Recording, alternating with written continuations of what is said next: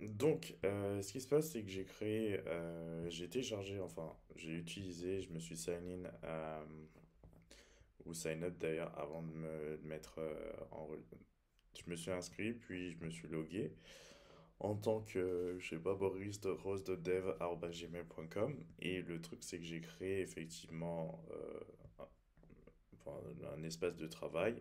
Et dedans, j'ai créé effectivement une sorte de projet. Je l'ai appelé test-app. Donc, quand on regarde, j'ai trois tasks déjà en grid view. C'est assez important pour la suite. J'ai define goals, define function and define designs. Donc voilà, pour certaines dates. Je pense que j'ai même pas regardé la date du jour, si on est le 13. Et donc, j'ai fait tout ceci. Voilà, j'aurais pu en rajouter une, mais on verra ça par la suite.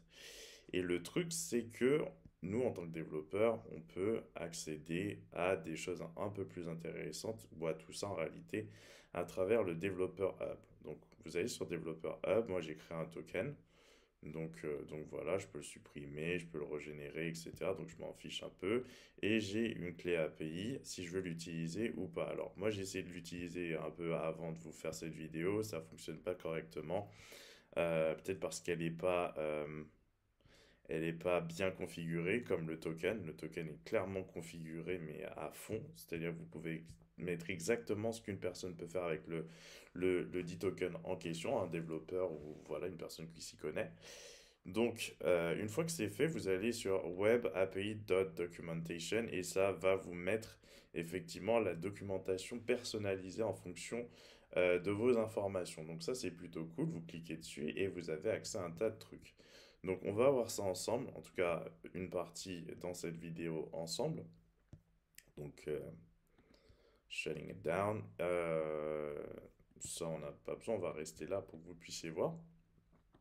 Go to my bases. Ça fonctionne avec des bases. Donc il faut nécessairement que vous ayez pardon, un identifiant de base pour accéder à certaines infos. Donc moi je l'ai. J'ai ma clé API, j'ai mon Airtable token qui est largement plus intéressant. Donc je n'utilise même plus la clé API, donc ça sert à rien. Donc je ferme ça. J'espère que vous savez faire un petit back-end, tranquille, hein. Il n'y a pas besoin de serveur, enfin il n'y a pas besoin de choses folles. Tout fonctionne avec Node.js d'une certaine façon, donc pas besoin de créer de serveur, pas besoin de créer de trucs comme ça. Et, euh, et ce qui se passe, c'est que tout est fait. C'est-à-dire que on vous demande, alors en l'occurrence,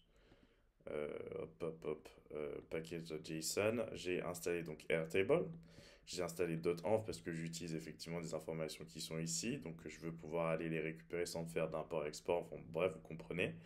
Quoique si, j'ai importé, non, j'ai juste requis .env et config. Donc une fois que c'est fait tout ça et que vous avez toutes ces choses-là, même le corps c'est pas nécessaire express non plus, Airtable et Dotemp suffisent.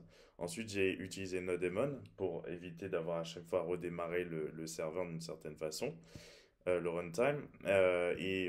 Ensuite on va regarder ce qui se passe. Donc nécessairement endpoint URL api.airtable.com, votre token, API WebKey. Alors moi j'ai appelé ça API WebKey, mais en fait c'est mon Airtable token.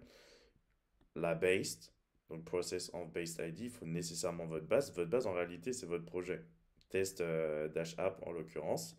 Ensuite, je veux choper task, select les trois premiers en réalité qui sont en grid view.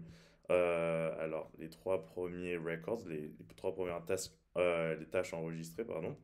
Si vous regardez pop, pip, et que vous allez dans Grid View, vous voyez ça directement, c'est les quatre premières. Define Goals, Define Function and Design.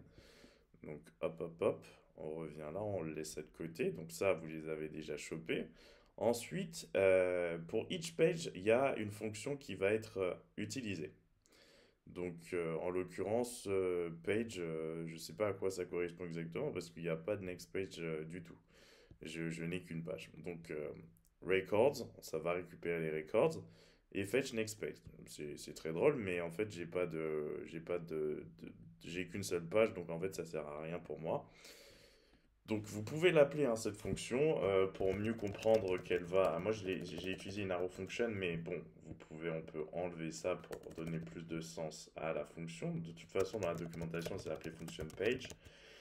Donc voilà, et une fois ça fait, donc done, il y a la fonction function done. Et effectivement, si jamais il y a une erreur, et ben ça nous retourne une erreur, sinon bah rien du tout. Donc, euh, donc voilà. Et fetch next page, machin, machin. Et donc ça va effectivement nous afficher dans le terminal record get et le nom puisque c'est, si on avait demandé statut, ça nous aurait chopé le statut. Si on nous avait demandé deadline, ça nous aurait chopé, et ainsi de suite. C'est vous qui personnalisez les propriétés, enfin les champs de votre tableau en l'occurrence, de votre table. Donc let's go. On va voir si ça fonctionne.